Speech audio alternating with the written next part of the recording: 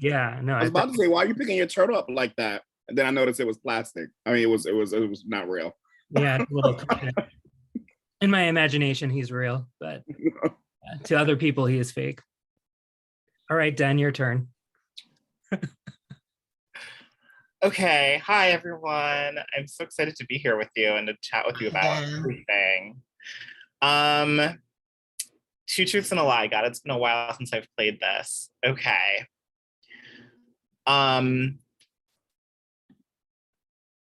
One, I have an older sister who was a 90s R&B like star. I was raised in the Quaker religion, and growing up, I was a competitive figure skater. So everyone in the chat, you can say which is the lie, 1, 2, or 3.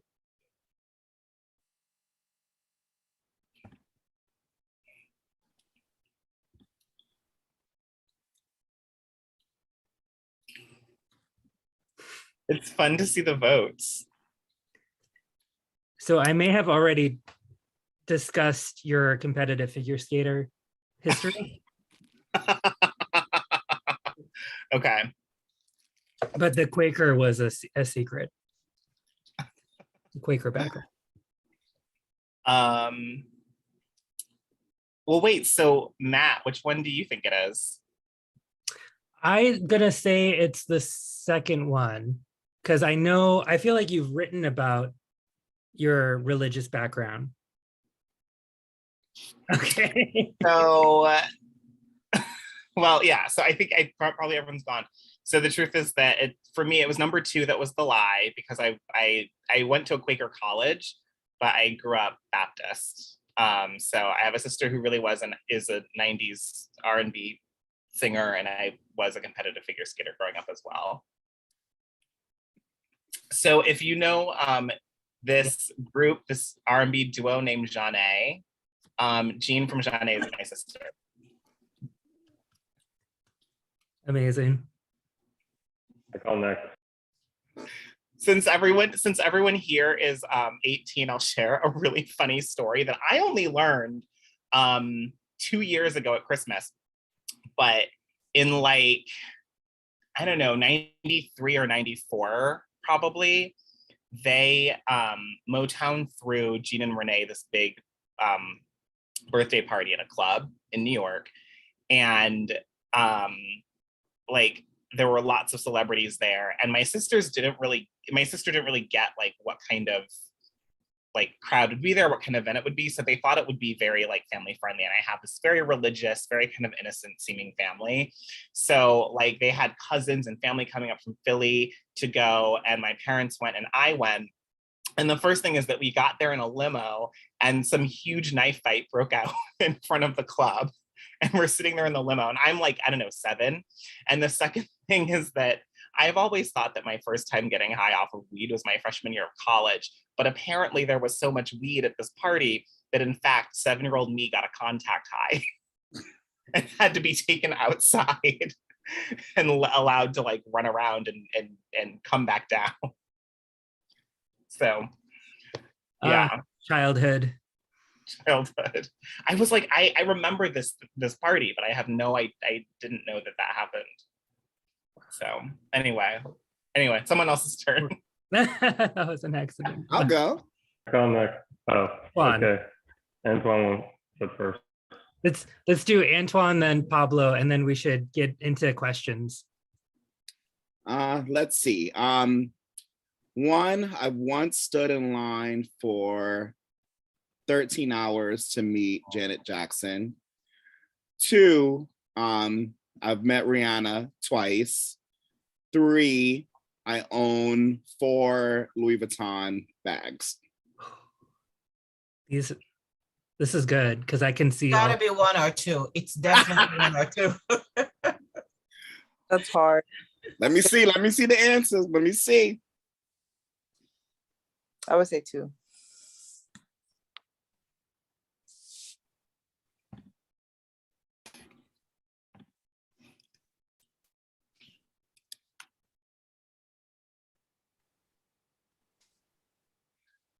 All right, should I share? See, Yep. So number 1 is the lie. I did stand in line to meet Janet Jackson, but it was only 10 hours, not 14. It was only 10 hours overnight, but it was fine. Anyway, I met Rihanna twice, once working at the Apple store. I didn't really meet her. I mean, it was more like I rang her up. Robin Fenty, but that was before she was, Rihanna. And then when I worked at the Louis Vuitton store, she was one of my first big sales. So I got a chance to like help her and like, pick out things for her and whatnot. And then I only own 3 Louis Vuitton bags, not 4. 3, not 4. Yeah, just 3. Okay. That's the best way to do it. Right. Adjustments. So did you have 2 truths and a lie, or 2 lie and 1 truth? I had 2 truths. And the lie was the first one. Okay. Pablo, your turn. All right. Okay. 1, I have a sister who has recently been doing beauty pageants. 2, I've known how to ride a bike for over 10 years. 3, my favorite type of sweet is chocolate cake.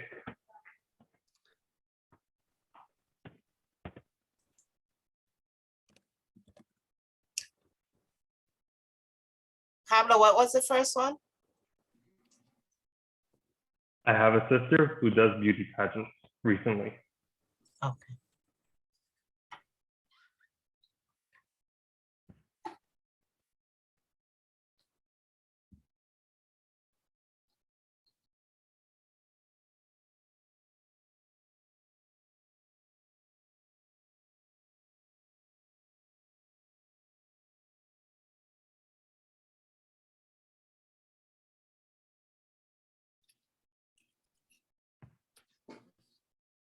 Okay, the votes in?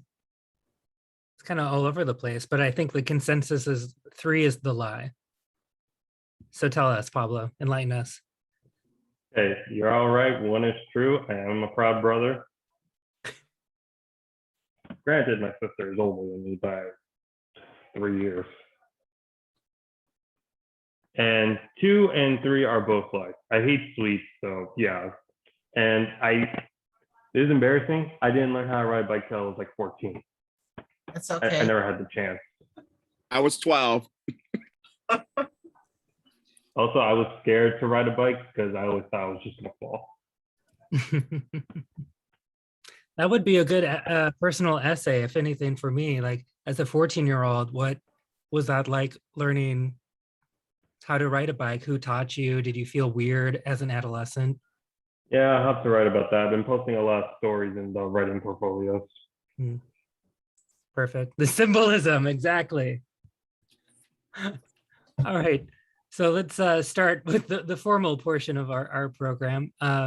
Den, could you tell us about your professional journey and your relationship with writing, and just about you? Like, this is your platform. Excuse me. Sure. So my professional journey and my relationship with writing are certainly very intertwined. When I was in college, I was an English major and I loved reading, but I will say that it took me 3 tries before I figured out the right major. I started in music performance because I played the viola, and for a long time I thought I wanted to go to music school after I finished college. And then I majored in political science because I thought maybe I wanted to be a lawyer, and I had taken some law classes and found them really interesting.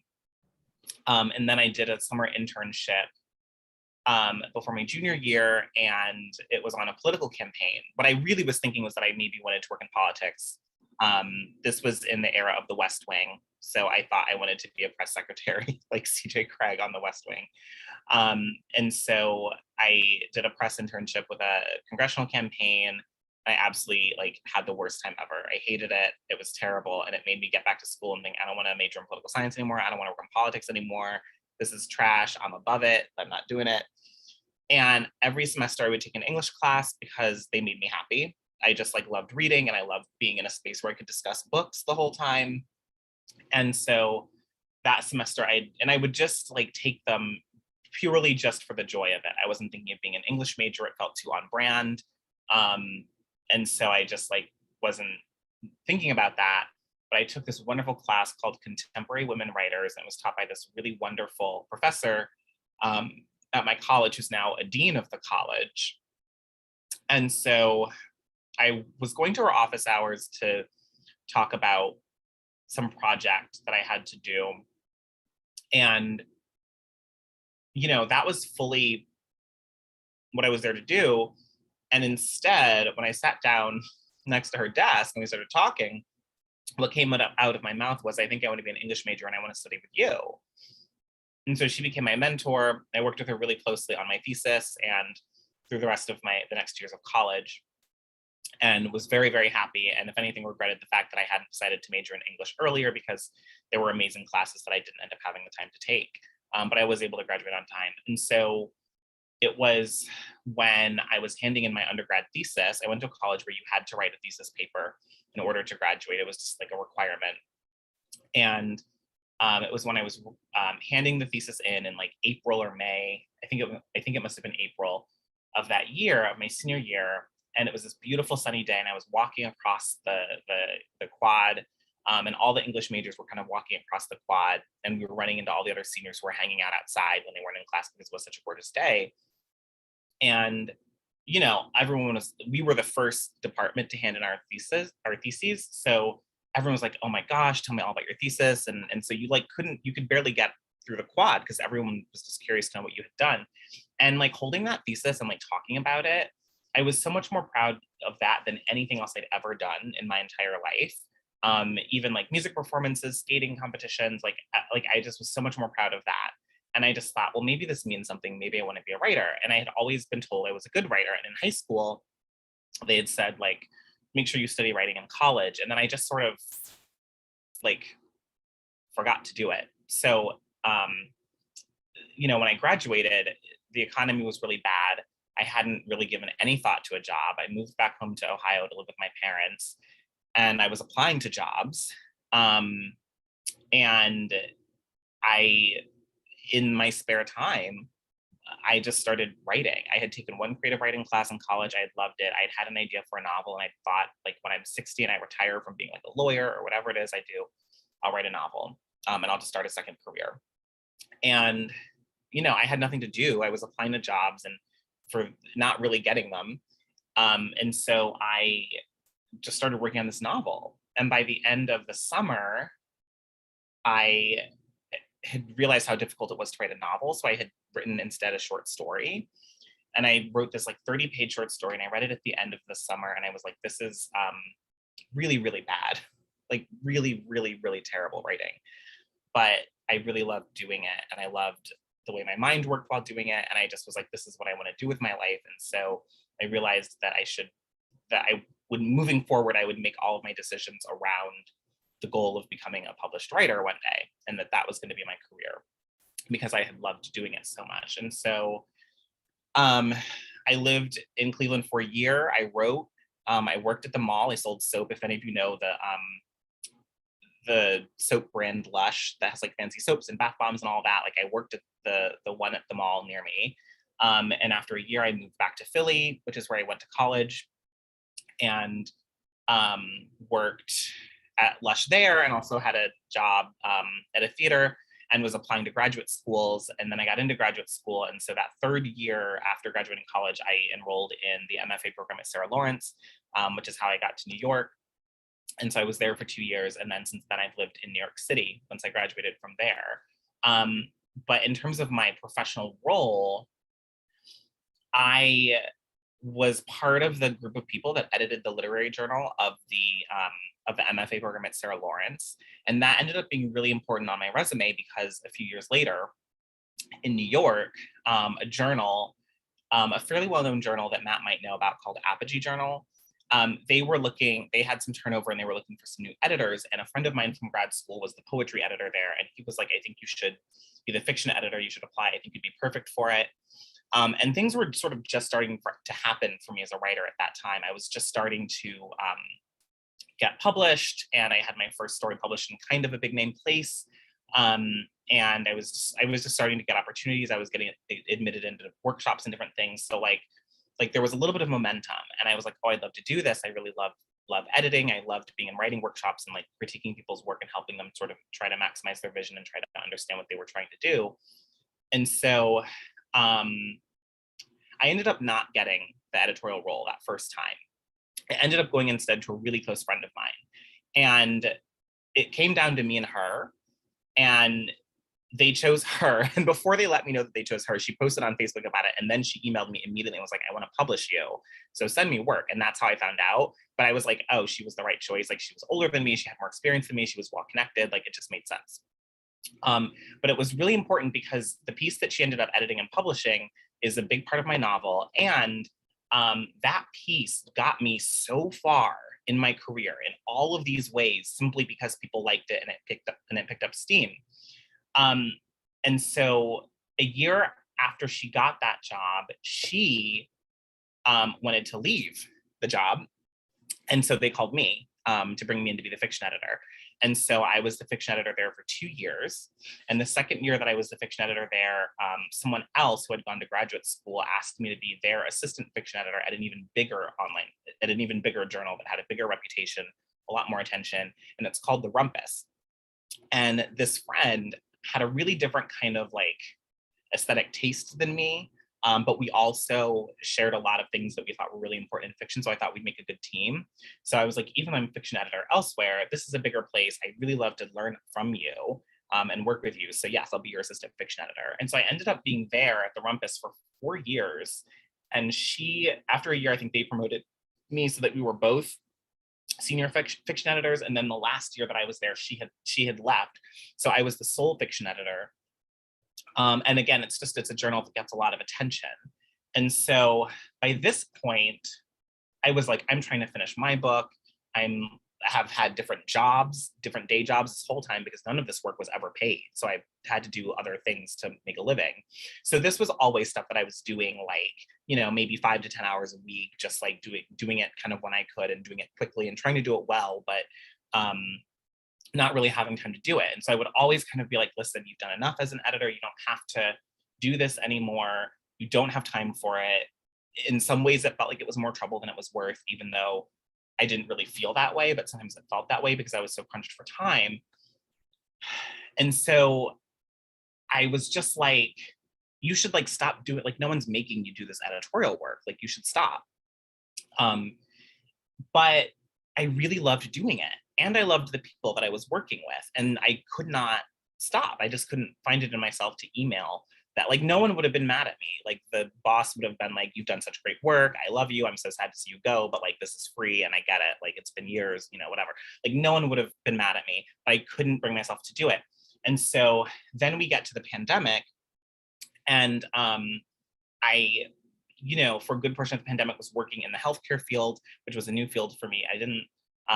I sort of loved it, but it was just a job.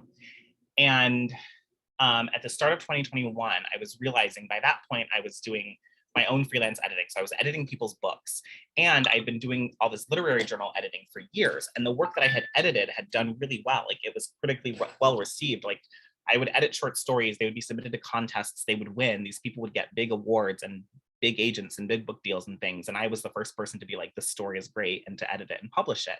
And so what I realized was I have the ability, and I was editing books at this point, which prior to that, I wanted to be an editor, but was scared to edit books. And most of the time, if you want a job in editing, you're going to be editing books. So by this point, I was like, I'm not scared of editing books. I think I want to be an editor in terms of like how I make my day-to-day living. And this was post 2020 Black Lives Matter. The publishing industry, which is super, super, super, super, super, super, super, super white, was really working hard to bring in BIPOC people in all areas of the industry, but particularly as book editors. And they were really striving to try and like find ways to be more equitable as an industry. And so what was happening is publishing is a very old-fashioned industry, and you really have to work your way up from the bottom. And we're talking years and years and years. Like, people will be editorial assistants making $35,000 a year, living in New York City for 5-6 years. And you move up ever so slightly, and you don't get paid shit until you're at the top.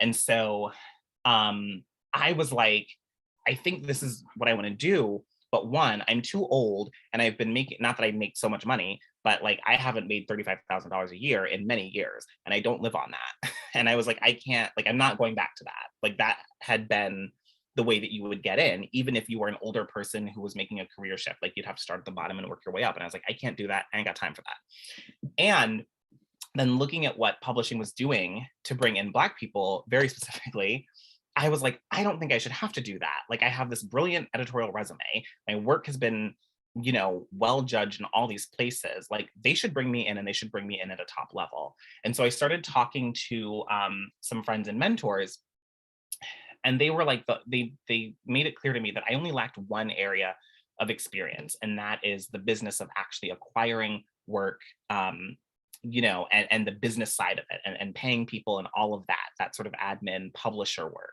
that happens in the industry that you don't really have to do when you're working for literary journals that don't pay anybody. And so that's how I ended up at Electric Lit.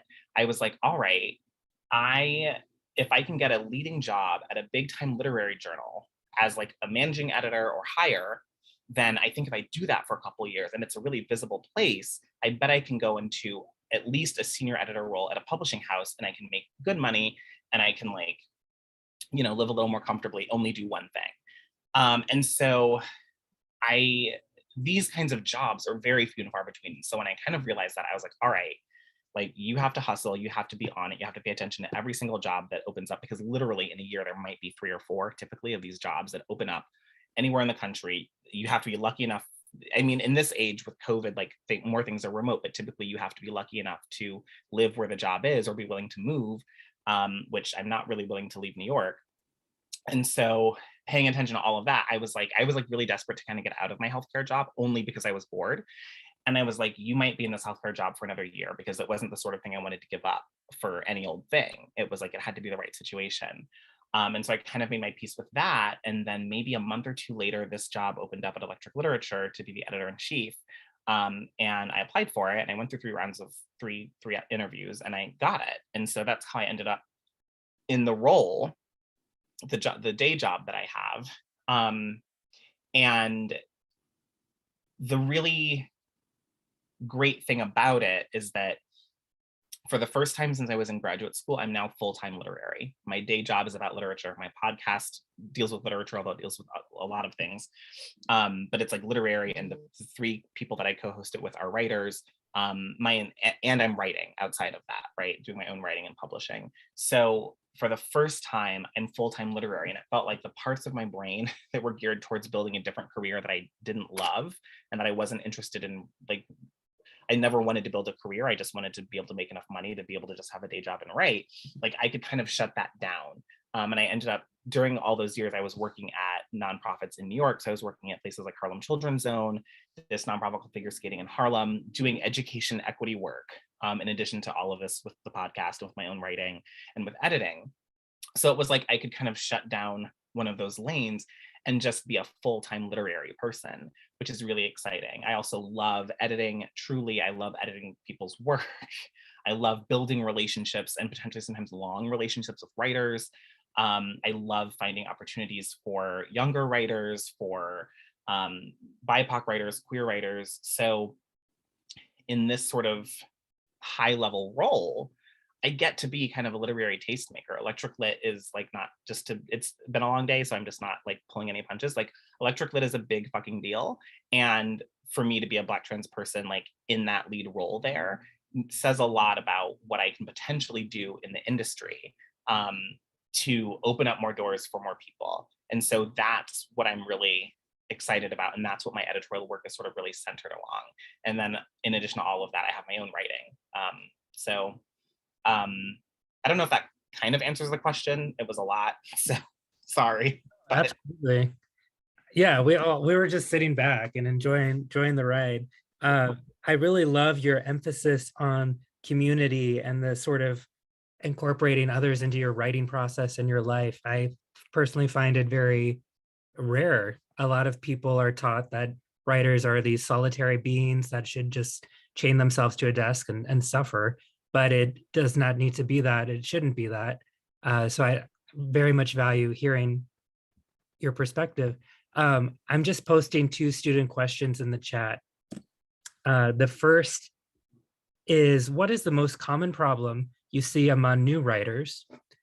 And the second question, we could have an entire discussion about that first question, but the second one, how much do you try to alter in the person's story that you're editing?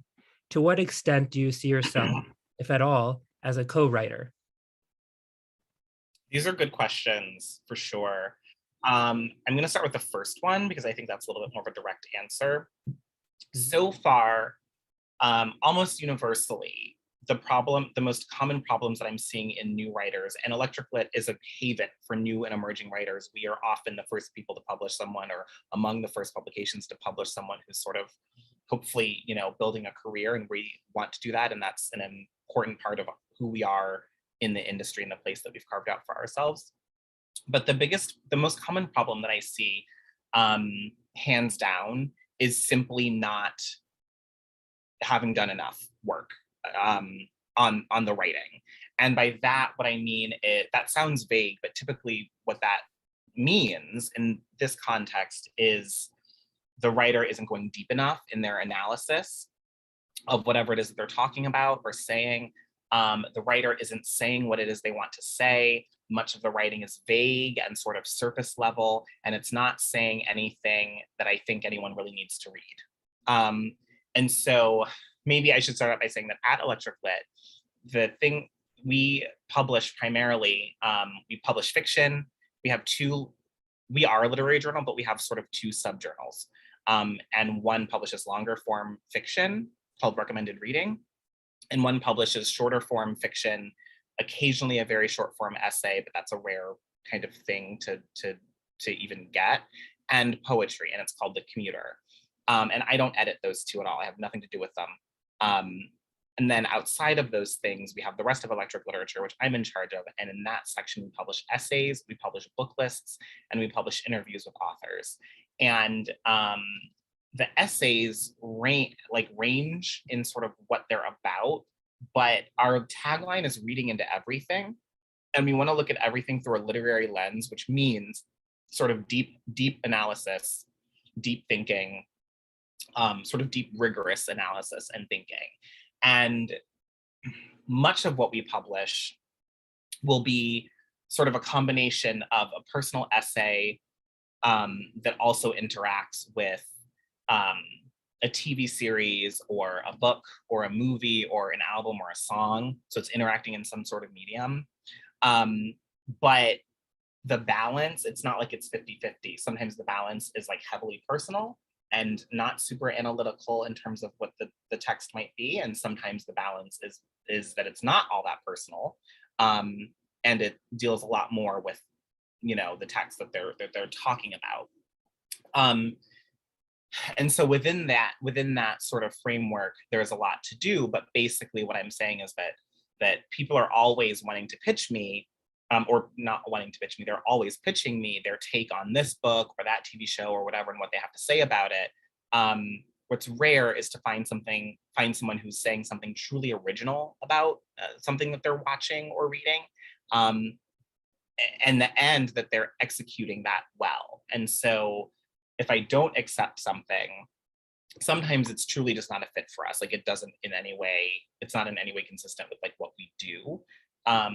But a lot of the time, the idea is good. The idea that they've pitched me is good, but the execution is weak.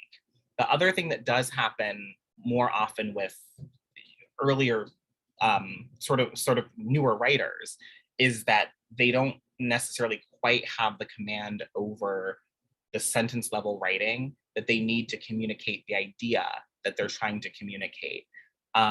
And sometimes I can help with that. Like that's sort of one of my areas of expertise as an editor and as a writer. And it's what I love to do. And I'm willing to do a lot of work with a writer in that area if the ideas are good and I think that they can get there. But also sometimes I read something and I'm like, the ideas are good, but I think you need to have another year or two of writing experience and sort of rigorous writing, and understanding things like voice and how and when to use different kinds of sentences and structures and why, in order to say what I think it is you're trying to say. And so then I may not accept a pitch either. But it's usually just that there hasn't been enough rigor in either the content area of the essay or the sentence level or execution area of the essay, if that makes any sense. In terms of what I'm trying to alter in a person's story, it really depends. Because it really depends on what I'm working with and what the North Star is, like what we're trying to get to. But I would say that it's not so much about changing things as it is about refining things. So it's sort of like being an athletic coach. A lot of times, you know, if this is figure skating, then the athlete is maybe trying to accomplish a double axel, but they're not, in order to land any jump in figure skating, you have to like do enough rotations in the air and you have to land backwards on one foot or else you'll fall. And so a lot of times we know the skater can do this skill, but maybe they're doing something wrong in the air or something wrong on the takeoff that's keeping them from being able to do all the revolutions they need to do in the air to land the jump.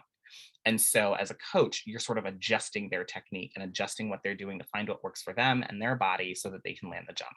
And I think of editing sort of a lot like that. Like I'm just sort of offering suggestions. Sometimes I'll say, I strongly suggest you take this edit. And sometimes I'll say, I think you should do this, but it's up to you. It just depends on what it is. But the point is that in terms of what I'm looking to sort of do to take an essay, for example, from one point to the next level where I'm ready to publish it and I'm happy with how it is, it just really depends on what they've given me.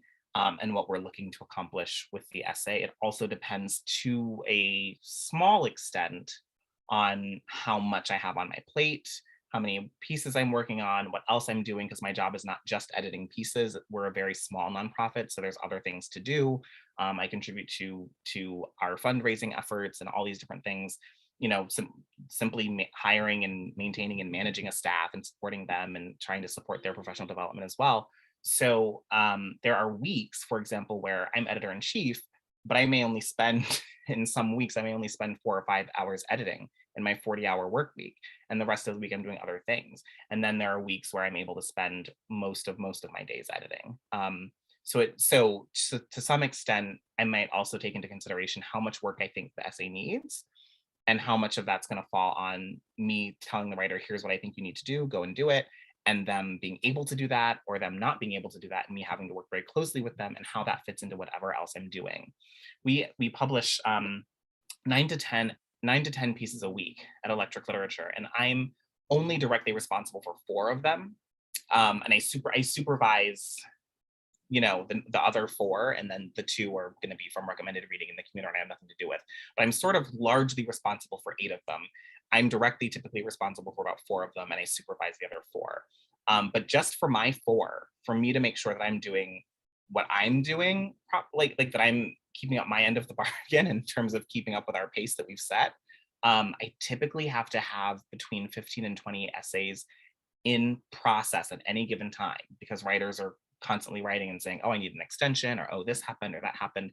And sometimes it's happening very last minute. And so you always have to have a lot of different things in all different stages of progress just to maintain that schedule. So to some extent, I do think about, all right, do I have time to take this on, depending on what I think it needs.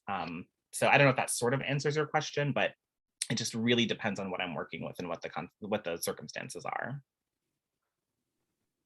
I love that. I'm thinking of you spinning 20 plates now all at once and somehow not crashing. Oh, I do crash. There's always 2 or 3 writers where I'm months behind on my correspondence with them. Always. It's only 2 or 3, but it does happen. And I'm still figuring out my system of managing my inbox there and like all the different things. And I haven't figured it all out. I'm doing pretty well, but I haven't figured it all out. But yeah, I have so much more sympathy for editors now because people are always complaining about editors and how late we often are. And I'm just like, I get it. I get it. It's just so much to do. Yep. We're all trying our best. I'd like to break it up a little bit. I have a poll. I'm going to launch it now. Den, I was hoping you could talk about how, like a really overview of how publishing works. Like, what is an agent? If we wanted to write one of these books, there are people here who want to do a children's book. There are poets, there are memoirists. Could you please, everyone on this call, select one of these genres, and then you could use this as an example to, if one wanted to get this published, how would they proceed? All right. I'm going to vote too. Oh wait, I can't vote. Oh well. No poets? No love for poetry so far.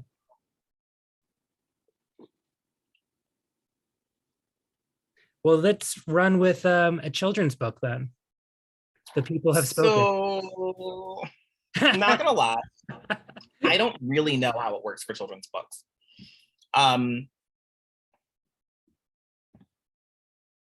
Could you do? I'm going to assume, I will say this though, actually, let me say this. If we're talking like a middle grade, like novel, I think I have a sense of that. But if we're talking like picture books, I'm not really sure how it works. Let's do a YA novel then, because picture books are its own little industry. I'm not sure how it works either. Yeah, picture books, I think, are its own little thing. I think actually though, if you are wanting to do picture books, I think there is potentially a lot of opportunity there to sort of break in. And I don't think it is necessarily quite as institutionalized. I mean, you don't have to have access to all the big publishers and things. But again, I'm not an expert in that area at all. If you're talking about a YA novel, it's going to be very similar to the process of writing a sort of standard adult literary novel or commercial novel. And that's this: when you are a debut writer and you want to write fiction, generally speaking, the most important thing is you have to write the book first. So you want to do everything you can to write the book and make sure it is as polished as it can be on your own. And so that might mean years of working on it. I've been working on mine for 10 years. It might mean taking, getting potentially an MFA, and there are MFAs in YA, or it could be taking different workshops, which you should be doing anyway once you're trying to build a career as a writer, because it's a great way to build community. And now there are so many ways to do it without an MFA that like you don't, I mean, I think MFAs are great and they have their purpose, but when I was kind of starting out, it was kind of the only way to go. And now there's so many other ways to go. They're more cost efficient and effective, and that's important. But things like community workshops at community centers, or even literary organizations or centers. So like in Seattle, they have this place called Hugo House, which has writers come in and teach sometimes one-day workshops and teach sometimes like 6-week workshops on writing the YA novel or writing the memoir or whatever. In New York, there's Catapult, which it's located in New York, but you can take a lot of their things. Most of their workshops are online, so you can do them remotely. That was often how it was even before COVID. And there's lots of organizations like that where you can just gain experience, and you're building your community, and you're showing people you're writing, and they are ideally in very generous ways telling you what's working about your writing and your projects, and helping you maximize your vision and find the path to move forward. And so a lot of writers have a decent amount of experience doing that as well, to get them from point A to point Z in terms of the writing process. Once you have a strong draft of your work, I will also say in the beginning, it's hard to know what a strong draft means, because there's a difference between a draft of a work and a publishable draft, a draft that someone will say, yes, this is strong and we're going to publish it. And even when they decide to publish it, you will continue to go through edits. But learning those standards is part of what is so great about community workshops, right? So so once you kind of get to that point where you have a manuscript and you have a sort of a version of a completed book, it doesn't have to be perfect, and it doesn't even have to necessarily maximize your vision. But once you feel like you have a strong command of sort of craft and your vision of what you want the book to be, and you have a manuscript, and you're ready to maybe start working with another person on it, that's a good time to start looking for a literary agent. And so the process of agenting, of getting an agent, typically, and it's different for everyone and there are no rules, but typically speaking, is you will go to the agent's submission portal, which might be through the agency's website in some way, and they'll ask for a certain amount of it, usually a first chapter or a first 10 pages or something.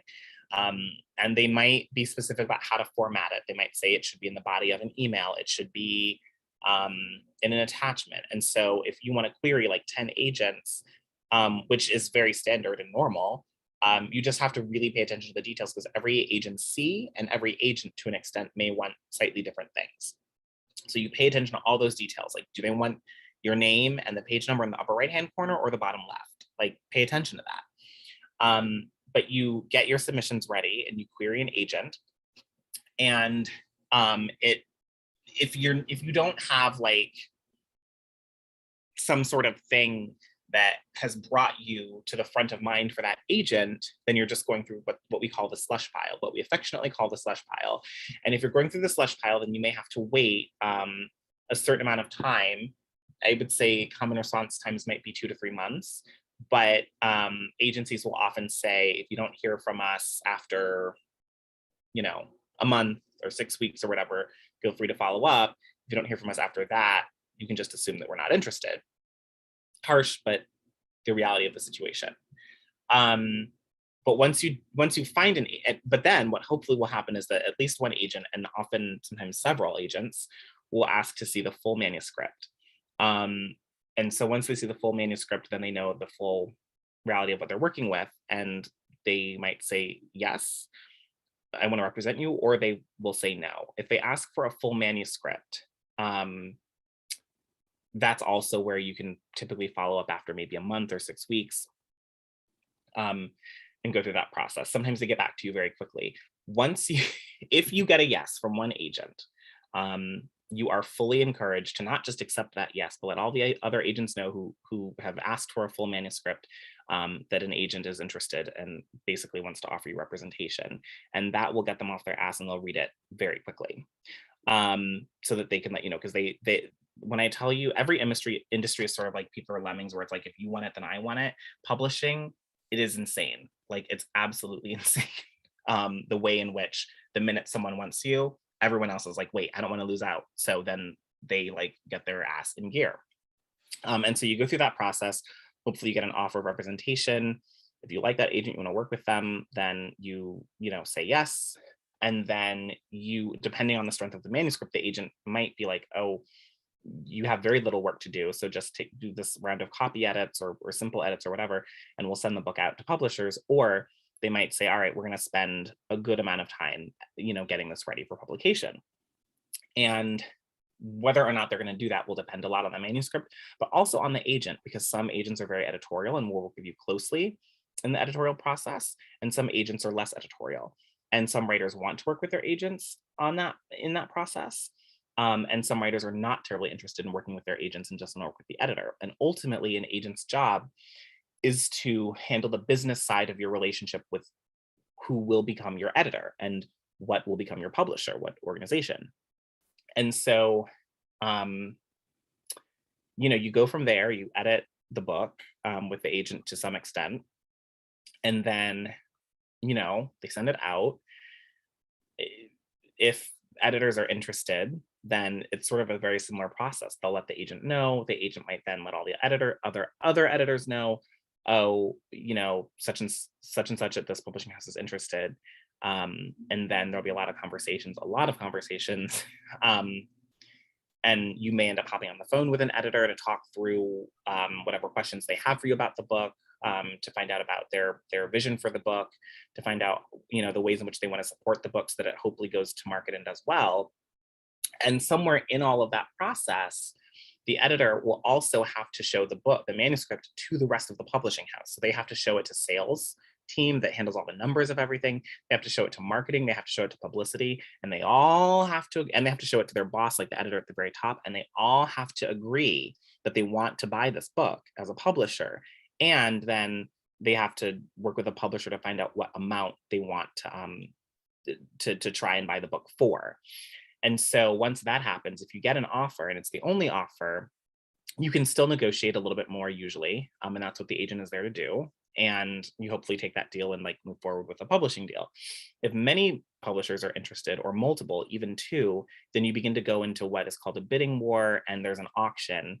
And you can kind of decide if you want your deciding factor to be the most amount of money, or if maybe one editor at one publisher maybe doesn't have access to quite as much money, but you really liked that editor and you can see yourself working with them and you think their vision for the book is like the better vision. So you don't have to decide based on money, it's up to you, but you go through this process with, between two and however many publishers are potentially interested in the book. And then eventually you settle on a figure and then a deal is done. And from there, it is often anywhere from, on average, I'd say 18 months from signing a publishing deal to publication date. Sometimes it can be longer for all different kinds of reasons, which can be the author, but more often I would say maybe are the publisher. Publishers, editors are just absolutely working too hard right now. It's like a problem in the industry that people are talking about. They're asking too much from editors. They're asking for editors to buy too many books. And editors just don't have enough time, and no one in these publishing houses has enough time. And so everyone is extremely burnt out, overworked, underpaid, and literally people are quitting publishing, like especially in entry-level positions when they're spending those 5 years in an entry-level position, like I mentioned, without promotion, without raises. So it is a problem that they're going to have to figure out. But I've known writers where they had a book deal and the book ended up being delayed for 2 or 3 years, basically, because it sort of got shuffled around for all these different reasons that are legitimate reasons, but that just can delay the process. So it's an interesting place sort of to be, but hopefully if everything goes well, you have an editor who's able to really push for your book to be important and supported, and it publishes, and then hopefully it does well. But it is a long process. But these things can happen quickly. Like they'll jump on things that they know they want. So like, it's not always, 2 to 3 months to get an agent, and then a year to get a publisher. Sometimes things happen very quickly. It just sort of depends on many, many, many different factors. But that's the sort of standard process for a novel, a YA novel. Memoir and nonfiction are a little bit different because sometimes you can sell a book on a proposal, which could mean like 3 very well written chapters of the book and a proposal that outlines the rest of the book, which might be like another 20 pages. And so you can sell, you and your agent can sell that if it's nonfiction, and then you have a certain amount of time in which to write the book. But of course, writers get extensions all the time. But the rest of the process is sort of the same. It's just that acquisitions process happens earlier on in the life of the book, if that makes sense. If it's a certain type of nonfiction book, like some memoirs, or like a nonfiction book that's like about, like I have a friend who's finishing up a nonfiction book that's all about her own struggles with, I think it's chronic fatigue syndrome, and it really takes a detailed look at the American healthcare system and how it treats different bodies and all different kinds of things. And so it's like sort of a memoir, but it's like also more analytical than that. But she sold it several years ago on a proposal, and is like spent the last 4 or 5 years finishing it, writing it and finishing it. So, but that's usually not going to happen with a novel these days. It used to 30 years ago, but it doesn't now, usually.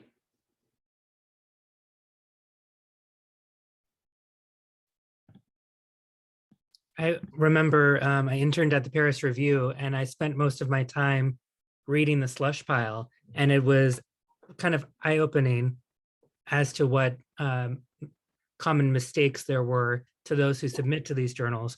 But also it was my first experience seeing how the sausage was made, so to speak, and it kind of spoiled my love of publishing. I love the result of publishing, but I personally don't think I have the stamina to withstand the deep inefficiencies, and I'll stop there.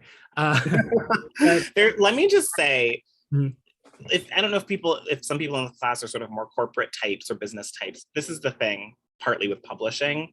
This is an industry that's largely run by creatives. So I say this with love, I am a creative. Inefficiency abounds. Hmm. There you go. We're all in the clouds, that's why. um, is Jackson Howard your editor? No, Jackson's not did Jackson say he was my editor? No, that must have been my miscomprehension there. But No. Can I ask who your editor is? Yeah, I don't have one yet. I haven't sold my book. Yeah, I haven't sold my book. Which is a whole long thing. Jackson's wonderful. I adore him. Jackson would very much like to be my editor. That is how we became friends. Jackson read, when I said that story that was published in that journal that I eventually became editor of, went everywhere. One of the places it went was there was this anthology of short stories that was published on an imprint of Simon & Schuster called, the imprint was called Atrium. The book was called Everyday People, The Color of Life. And that anthology got into the hands of numerous acquiring editors at publishing houses, and Jackson was the first one to read my story and reach out to me and be like, I'm very, very interested in you. Let me take you to lunch. And we've been friends ever since. And Jackson would very much like to be my editor, but we are going to be sending it very wide to many editors very soon. And there's a lot of people that I like. So we will see, hopefully knock on wood, that it gets sold. We'll see who my editor ends up being. Absolutely. Well, we can't wait to read it whenever it hits shelves. I'd like my last question, and then everyone else, you can take over. What's a book that has changed your life? Or what are we're in a writing queer literature course, and we've talked a lot about the need for the certain books to exist that curtail heteronormativity and erasure of many people. So were there some books that served that function to you? Let's see. Okay, well, in terms of older books, many books by James Baldwin. Giovanni's Room was very important to me, although I was sort of like, why is his first gay novel, well, arguably first gay novel, but I would say it's actually not his first gay novel, but it's the first sort of very explicitly gay novel. I was sort of like, why is this like white characters?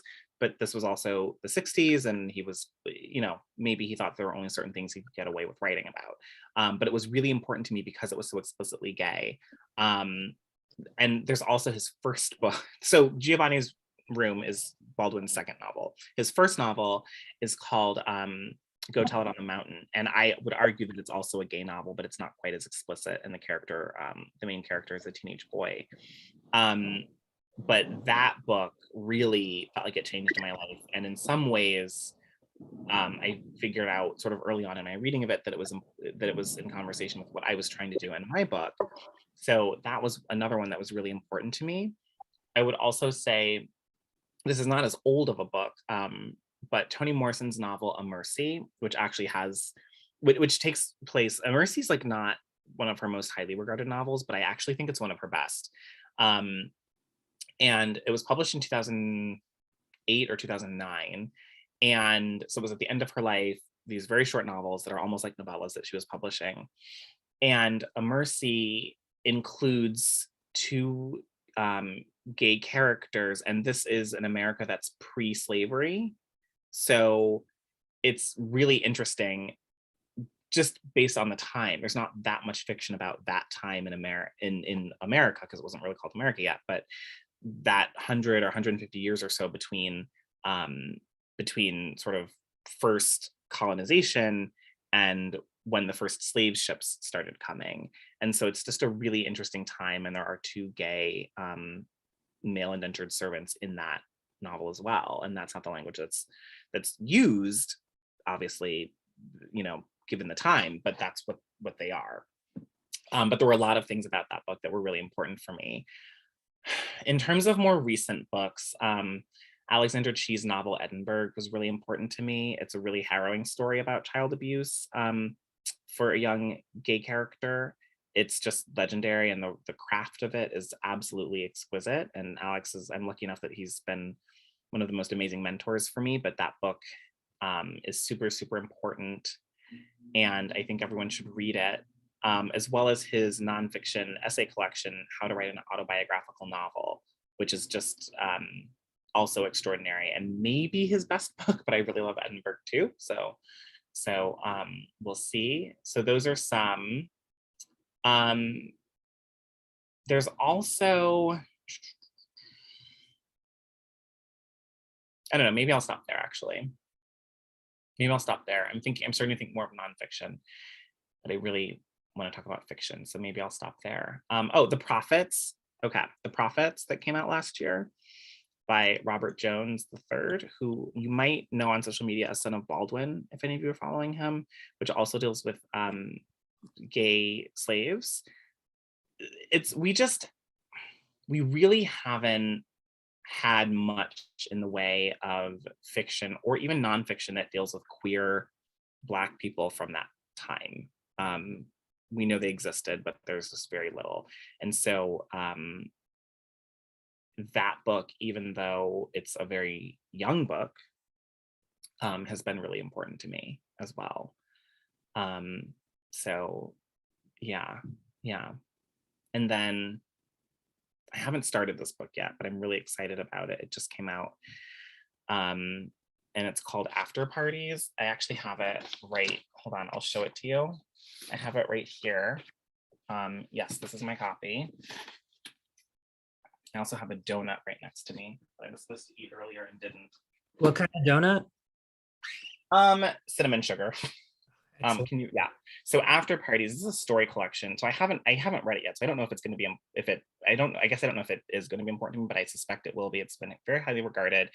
And the author passed away in 2020, Anthony Villaseñor. I don't know if I'm pronouncing his name correctly. But I'm sort of saving it for when I think I deserve it, which I sometimes do with books that I'm really excited about. Like, I'm like, wait to read this until you've earned the right to read it. But I'm really excited about it. And right now it's my reward for finishing this draft of my novel. But I think it will be a really important book to me. I'm really excited about it. I love donuts, by the way. Like, they're like my big weakness. Same. Now I'm thinking of getting Krispy Kreme donuts tomorrow morning, treating myself. There's one close, literally 2 blocks from my apartment. I live in LIC Astoria area, and there is a Krispy Kreme probably 10 minutes away. So I think it's going to happen, guys, tomorrow. Any last questions for Denne before we head out? Yes, hi, Denne. Hi. This is Yvette. Nice meeting you. Nice meeting you. I have a question. Actually, 2 questions. I'm just going to ask both of them at the same time. So one is, have you ever encountered writer's block when you're writing? And if yes, what methods have you used to overcome them? And the second one is, does the publisher usually push through to get the book published for the author, or does the editor do that? So that's a good question. So I'll say that one sort of first. So the editor, when you submit a book to be published, it's submitted to a specific editor, like one person. I mean, it's submitted to many editors, but in terms of a publisher, it's submitted to one editor at a publisher. And if that editor likes and wants to publish it, then they have to take it to the rest of the publishing business at their publisher. So marketing, publicity, whoever their boss is, unless they're like the VP, which probably is not what's going to happen. So you're sending it to an assistant editor or an editor or a senior editor, and there are people above them. And all of those people have to agree that they're going to take this book on and publish it. Once that happens, though, the editor is your biggest advocate within the context of that publisher. So that they're publishing many books, they're publishing many books on any given day, even. And there is some fighting that has to happen, or advocacy rather, that has to happen to make sure that your book is getting the proper amount of support and effort from the publisher. And unfortunately, not all books are published not all books are bought for the same amount of money. So a book that's bought for a lower advance versus a book that's bought for a higher advance is going to have a harder time competing for the same amount of resources to make that book succeed, because the book that has been bought for the higher advance has been invested in more by the publisher, and the publisher wants to make their money back, right? Mhm. So if your book is purchased for $50,000 by a publisher, and that publisher also has purchased another novel or another book for $500,000, that's going through its process at the same time, that book that got the higher advance will often get more resources thrown at it. It also may depend on like, is that a celebrity book, or is it just a book that maybe went to auction and a lot of publishers wanted to buy it? But your editor has to love your book, because they have to be able to push through that. And even though your book is a $50,000 book, or even more because of that, they have to be there to advocate to make sure that it's just getting the resources that it deserves so that it can succeed. Because because here's the thing, your $50,000 book might be the book that Roxane Gay shouts out on her Goodreads, and then all of a sudden that book is everywhere and it's getting sold, and they need to be prepared to support that, because that happens all the time. Or that little $50,000 a year book or $25,000 book might be a finalist for the National Book Award, and then all of a sudden it's got a sticker on it and it's flying off shelves, and they need to be able to support that. So it's kind of your editor's job, and a little bit your agent, but really it's like your agent is probably pushing your editor. And it's the editor's job to just make sure that all of the support that goes into making these things happen, and that all the support that goes into making the world possible for your book happens in a space where it feels like resources are limited, and at the end of the day, the books have to kind of compete with each other. So that's it. It's your editor's job to do that. In terms of writer's block. So I personally do two things. I will give myself grace and be like, you may not make your deadline, and read. And sometimes I'll go back to things that I love that have at some point unlocked something for me, either with this project, or if it's a different project. If I'm like, I think I need the language unlocked for me, I'll reread a book or a short story where the language was really important to me and perhaps showed me I could do something that I wasn't doing and that I maybe needed to do or tried to do. Or I'll read something new if I just feel like I'm at a loss for ideas and I don't know what's wrong, and I just need to get lost in a book. Because when I do get lost in a book that I'm reading again, like when that happens, I'm thinking about it on every level, and that's really exciting and really fertile for me. The other thing that I'll do if I'm sitting there and writing and I'm sort of blocked, but it's a small block, it's just I need 10 minutes before it starts moving in today's writing practice kind of block, I'll actually take a pad of paper and my pen, and I'll start in the center, and I'll just draw these little circles, like concentric circles getting bigger. And I'm concentrating really hard on the lines, the circles not touching each other as they get bigger and bigger. And there's something about the meditation of that movement and that concentrating on that tiny little detail that sometimes gets my mind working. And I learned that trick from this writer, Linda Berry, who taught a workshop at my college. And she did this workshop for 2 days. And whenever she would give us a prompt to write, you were supposed to do that until you got whatever it was that you needed in your head to write, like, whatever it is that you're going to write based on the prompt she gave you. So those are the two things but reading and then some kind of activity. Sometimes I'll drink a little wine if I need to. And I always listen to music when I'm writing, and that can really help. And sometimes I just have to find the right piece of music. And then as soon as that happens, my brain just I start having images, and I'm able to kind of get somewhere. Thank you so much. You're welcome.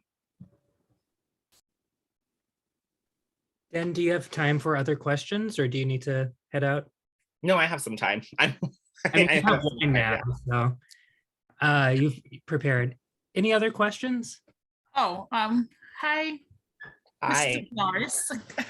Yeah, this is Sharika. So I was want to ask, and that you kind of answered it. I see that if you're drinking wine, you're maybe in your house, Mhm. So I was asking, where do you get your inspiration most to get started on your writing? Outdoor, indoor, snowy day, sunny day, I love a rainy day for writing, and I like to be at home. So I am a little bit ADD and I cannot be around people. And ideally, there's no one in the space that could need my time and attention. I live with a roommate who's a very close friend, and we have a puppy. So there is always someone who might need my attention. But I function like even if the door is open in my room, like this puppy's new. So the other day I was trying to write, and he was like staying out on the couch for the first time, and my roommate wasn't here. And I knew he was cool on the couch, but at the same time, I was like, I cannot concentrate with the door open. So I need to bring him into the room and close the door, because the simple physicality of having the door closed like makes it so much easier for me. And so I can get inspiration outside of my space, but I'll have a hard time actually sitting down and writing and really accessing what it is I'm trying to access.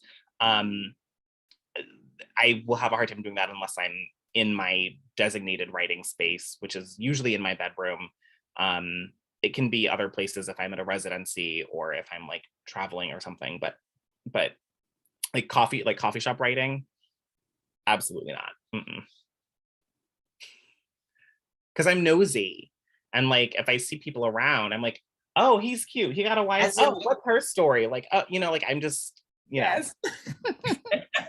Get it. Awesome. Thank you so much. You mentioned in your bedroom. Do you write better sitting on your bed, relaxing with the laptop on your lap, or sitting around a desk? Oh, the desk. I'm a desk person. No matter how small, like it's to the point where if I'm moving, which happens in New York City a lot, I cannot live in an apartment that doesn't have room for me to have a desk in my bedroom. It can be a desk that's actually a sort of hallway entrance side table that's very narrow even, but I need to sit in a chair, and I have to have enough space to have some books on it and my laptop. And then if I want to write by hand, which sometimes happens, then I have to have enough space to be able to do that as well. So that's super, super important. I can edit on my bed sometimes, but for writing, I have to be like sitting at my desk. Do you find it easier to write when you're in a space where you're just alone with your thoughts, or a space where there's not necessarily people, but there are other sounds, like say you have a window open so you can hear the rain that's falling or something like that? Other sounds are good. Rain is really good in particular because it's rhythmic, and it can sort of just like entrance me. But sounds are fine. Sort of country sounds are better than city sounds. And I live in Harlem, so that's kind of tough because like I hear city sounds, like, and where I live specifically, there's always like motorcyclists going by like all the time, and there'll be like lines of them. So you just hear them like revving their engines, and then you hear someone shouting on the street, and I just want to be like, shut up. And like there's just like lots of noise, and I love my community so much, but like when I lived in Brooklyn, it was quieter. So I do miss that a little bit. But like if it's natural sounds like the weather or like a creek or like a bird, that's usually not so bad, but it's because those are like more soothing. But ideally I'll have my music on anyway, and so I won't hear too much of that. Awesome. You may have mentioned something about this before, but what are some of the best bits of writing advice you've ever received and that you can leave with us today? The first one always is just to keep reading. I think that it's really important, and I'm not always doing this myself. It's just hard, like when you have a busy life. But I think it's important to read more than you write, because I think that everything that you're taking in as a reader can inform your writing in some way. And the kind of facility that you have when you're reading is sometimes more expansive than what you have when you're writing, because when you're writing, you're feeling insecurity, you might be feeling pressure, you're feeling all these things that can make it really difficult to execute. But when you're reading, you don't feel all those things. And so all the faculties that you have at play mentally and emotionally can interact with what you're reading. And sometimes it's that frees up something for you to then write. You're like, oh, I'm reading this and it made me think of this. And then you're able to like make progress. So I just think reading is super, super, super important. I'm a big sentence level writer.